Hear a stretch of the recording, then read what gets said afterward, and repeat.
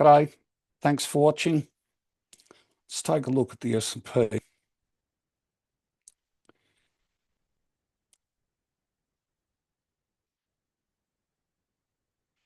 Bring in some data.